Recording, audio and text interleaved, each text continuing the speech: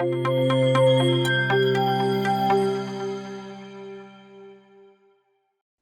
good morning, Bill. Morning, John. Excellent. How are you today? I'm good. How are you? Excellent. Great for seeing you. I think it's always great to have you on a call or to speak with you, and we're absolutely delighted to have you participate in our CTO News Thursday vlog series. And we look forward to learning more about yourself as well as the Monarch of Cement company and the great works that you're doing in the Midwest in the US. So, to begin, please can you introduce yourself to our audience? Sure.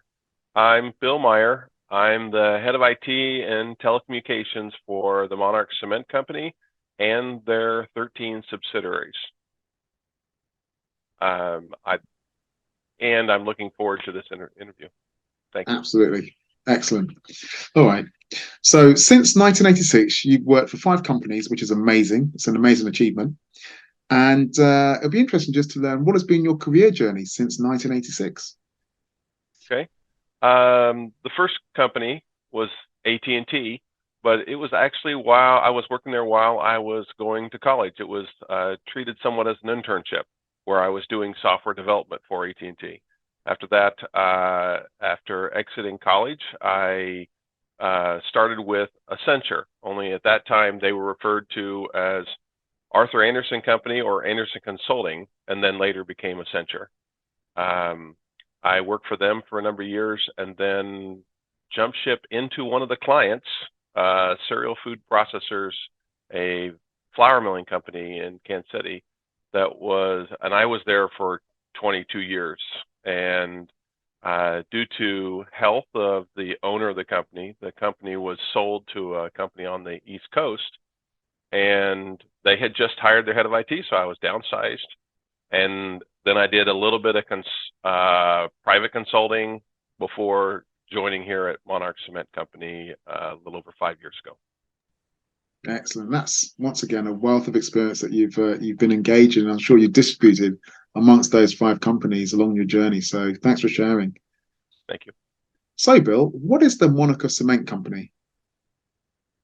Monarch Cement Company is a cement manufacturer. It's actually technically called a mine, even though the minerals are harvested from areas around maybe miles away and brought to this location.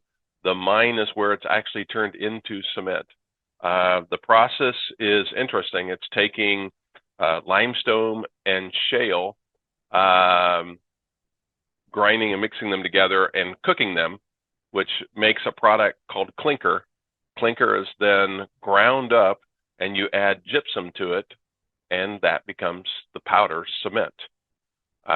You take cement and add some aggregate and water, and it becomes concrete. And so Monarch Cement is a company that makes cement, but it has 13 subsidiaries that are vertical to that cement process of doing something with the cement. One of the subsidiaries sells cement. One of them is a trucking company that transports it. 2 of them take the cement and turn it into the concrete block products. And the rest of the subsidiaries turn that cement into concrete, put it in the concrete truck, and deliver it to a construction site.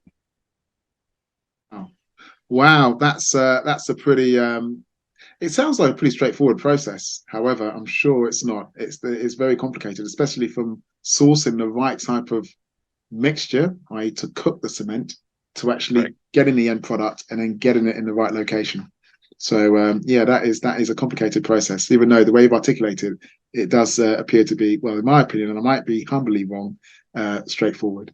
Yes. It's not.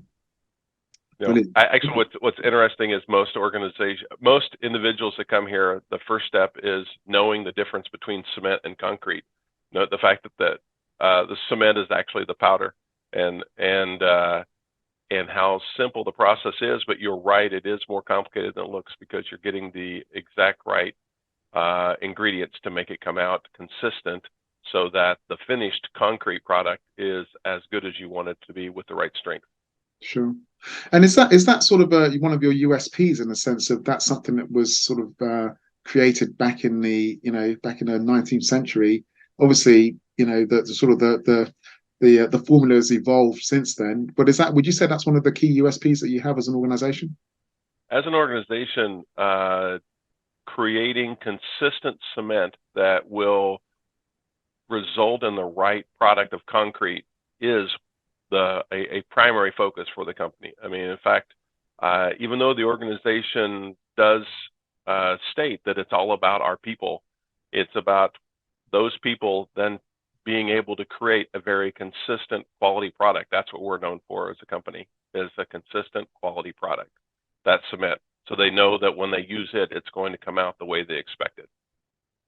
Absolutely. Brilliant. Now, obviously, you are a leading technology leader in the space of construction, and it'll be interesting to hear from you. You know, where does data fit in, and how can data be used to further improve the production of that cement and the customer value that's then benefited from the deployment of the cement? We actually do use systems to monitor the process of creating cement, even to the level of emissions that are coming off of the product. So we have systems to even monitor that as well. And that data is analyzed as to how to either change the ingredients or to change the process so that it comes out the way we want. Actually, it's also interesting that the data that's related to the concrete process is just as involved, if not more so, because since we're delivering that, quite often we're delivering that concrete product to the customer, we're actually tracking data of the movement of that concrete from the location where it was created to the construction site. So we actually have GPS devices in each one of the trucks.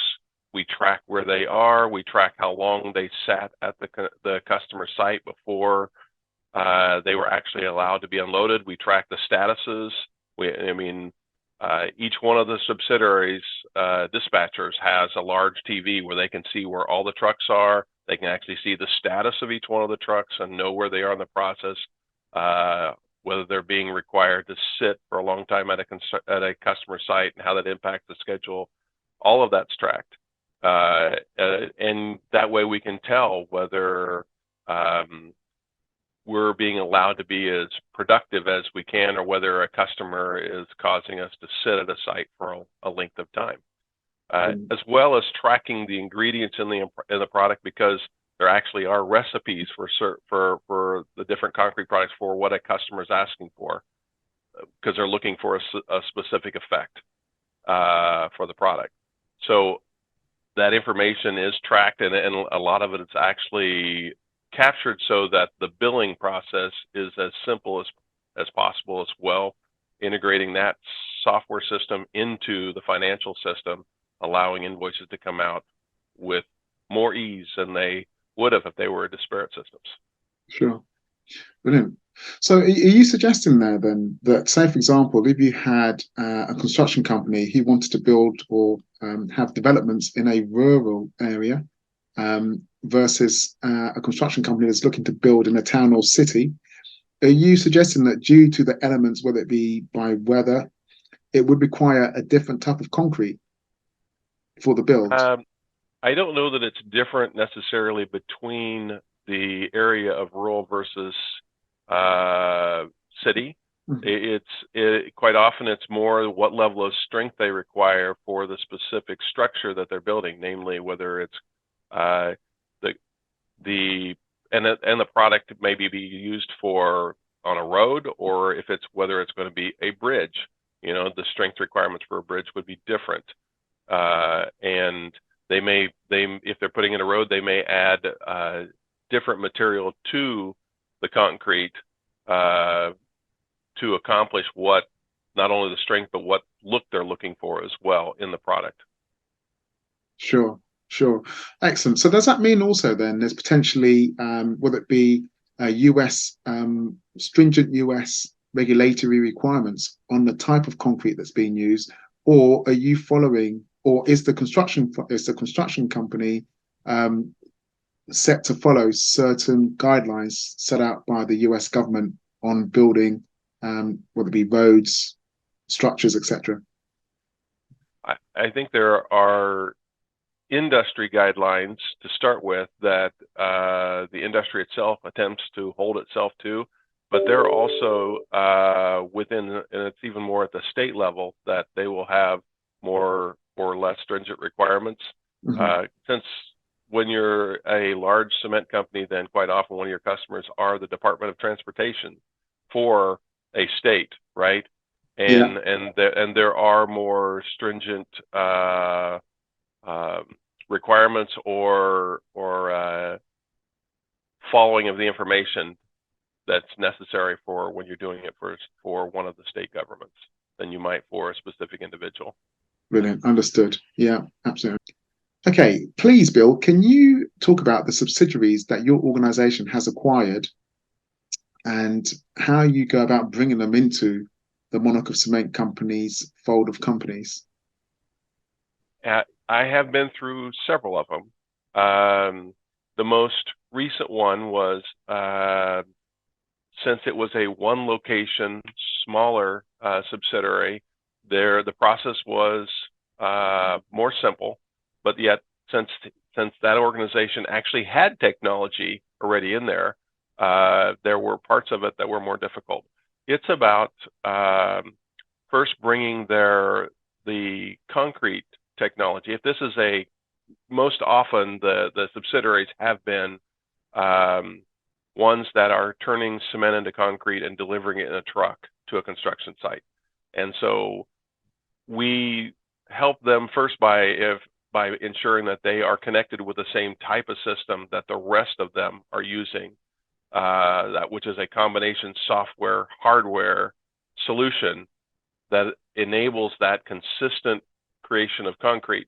You're actually using a computer connected to the electronics that controls the quantities of the additives they're adding to the product to ensure that it's consistent. And so we ensure that they have that as well. And if they don't, we acquire it and help them set it up. Which is a mutual effort between the subsidiary employees as well as IT helping them and the software company that's selling the material to us. Then we also have been putting in the GPS tablets in each one of their trucks so that they can be tracked as well as the other subsidiaries' trucks have been tracked. And that's just getting the concrete process in place. Then we will, some of the locations have either poor internet or not good enough, so good enough internet, so we'll help them get their not only their internet to a quality that's good enough, but then connect them to our corporate network. The most recent one had a great internet, so it was just a matter of connecting it in. And then we actually show up at their office location and ensure all of their networking equipment is good and connect and set up right.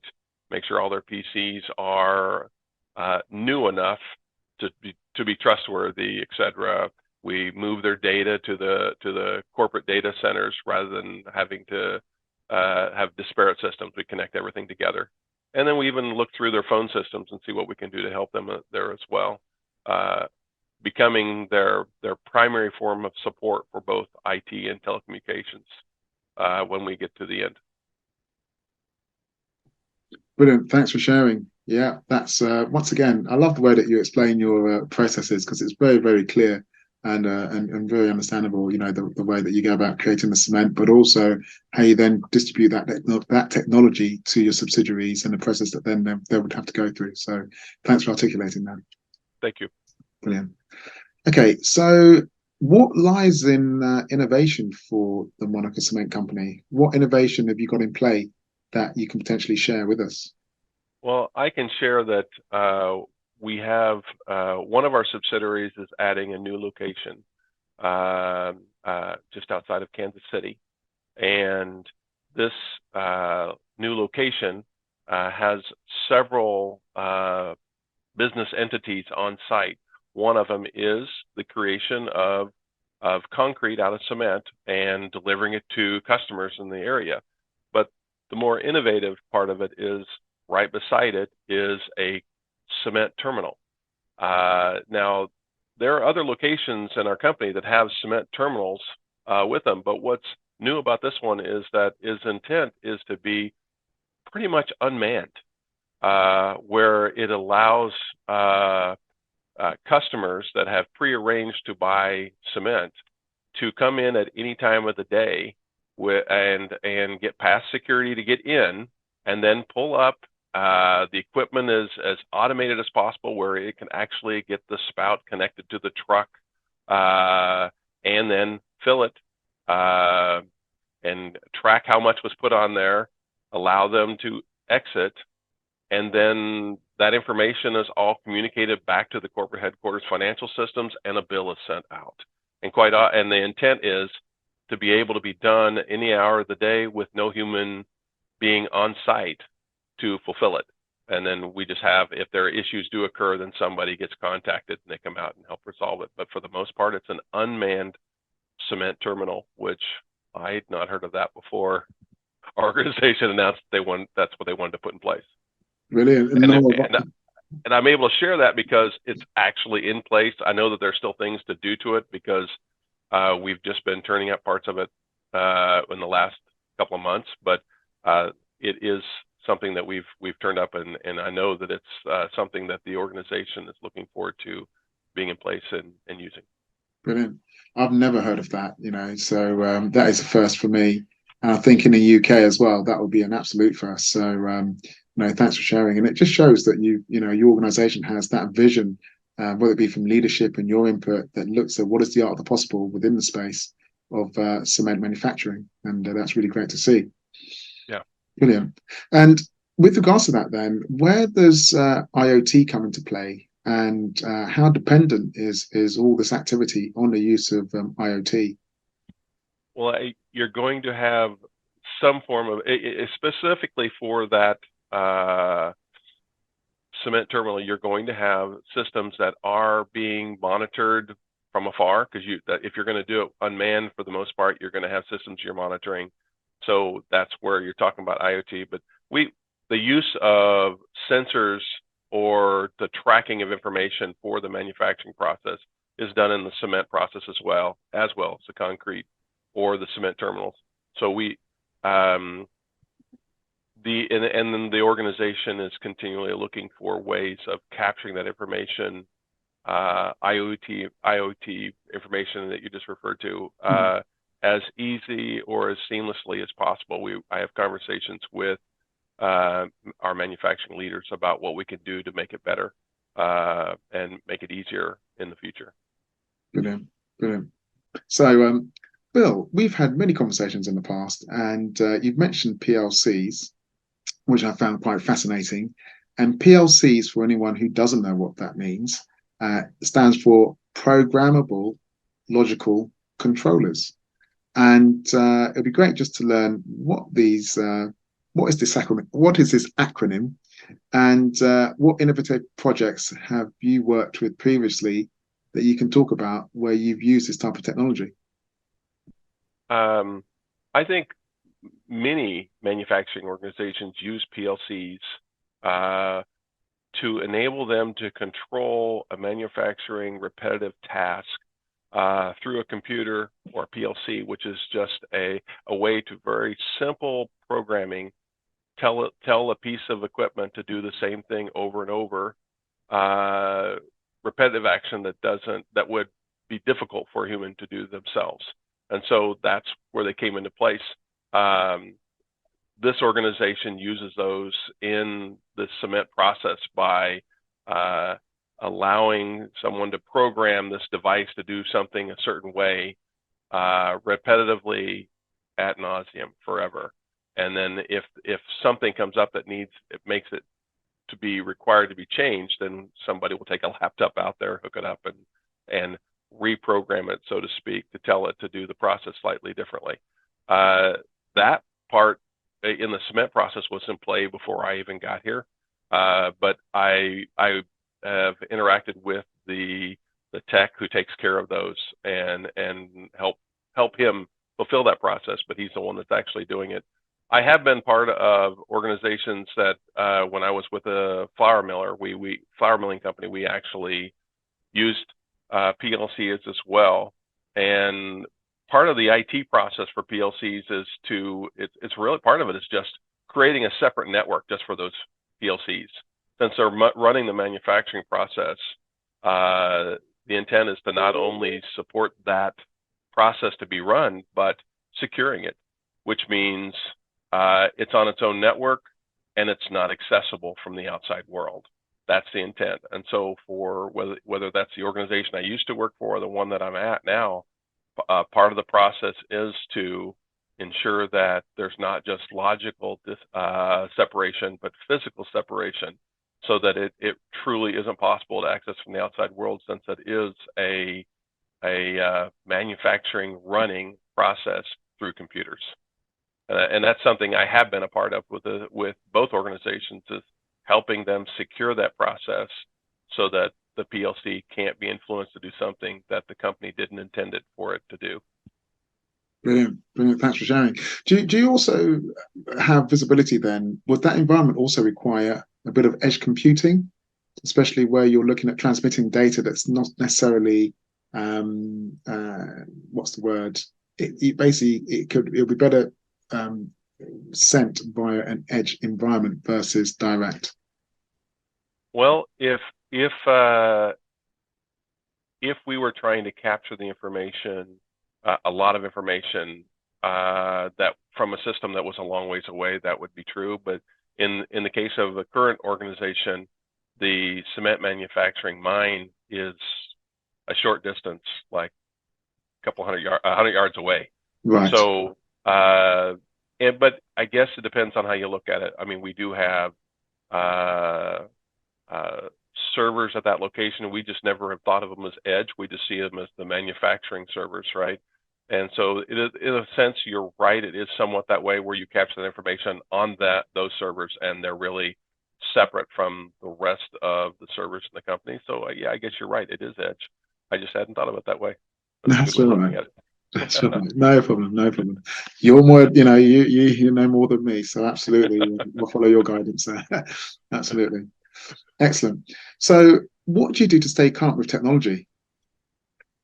I mean, I think most leaders read, to start with. I mean, I try to stay up on the things that are even outside my area by reading the Wall Street Journal, or other publications. But probably the most prominent one is participating in webinars and product presentations. I've found that I learn as much from those as any, because quite often you're looking to stay ahead of the curve, and so you're not always just following where everybody else is going, even though you still do to some speak, because when you're putting in a new product, if you're forklifting out another one, you would like to know it's proven to some effect, right? But as much as anything, my process has been taking a slice of my time each week and participating. When an organization contacts me and says, hey, I've got a product, I determine whether or not the product is an area that I would like to know more about, or whether or not I've actually seen material about it before. Was I interested? And quite often we'll take webinars or product demos to see what the product does for education purposes, but it's also to determine, do I see something worthwhile to actually justify a forklift? And I've done that for some time. It does help you know what's out there. But even when you see something like that, you see something you like, you still rely upon your network of trusted leaders to reach out to and say, hey, I just saw this product. Have you seen it? What do you think? And which means maintaining friends out there that you can reach out to and say, I just saw this product demoed. What have you seen it? You have. What do you think of it? And those are the techniques that I've used to try to stay caught up with what's going on.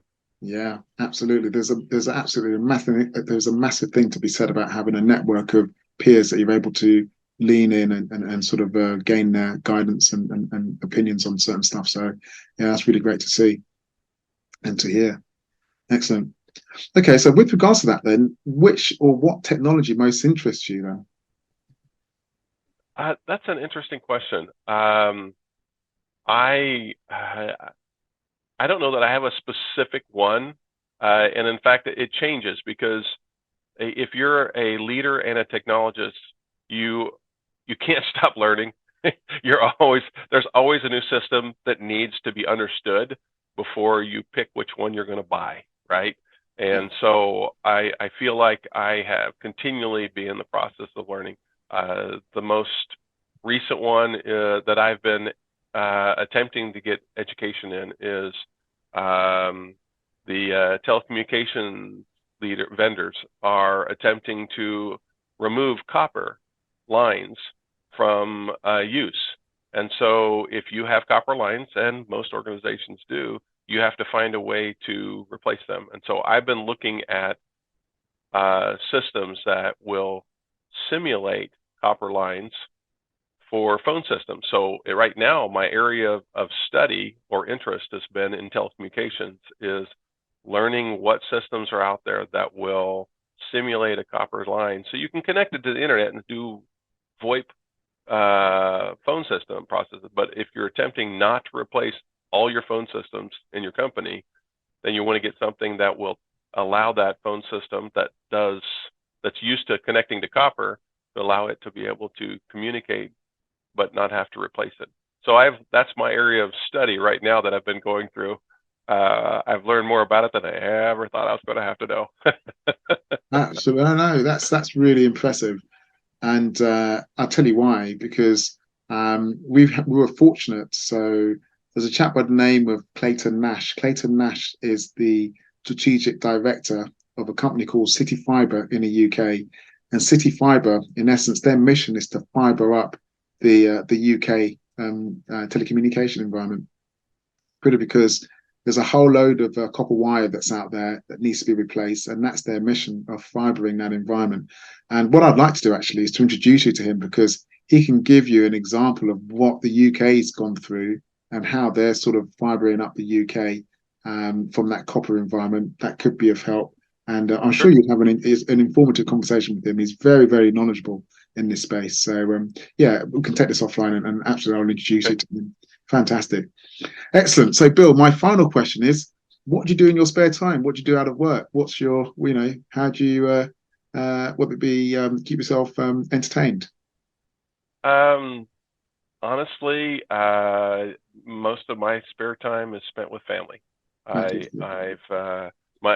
I'm old enough that my kids are adults, so it's not quite the same, but still, spending time with my wife and my kids is my primary time filler.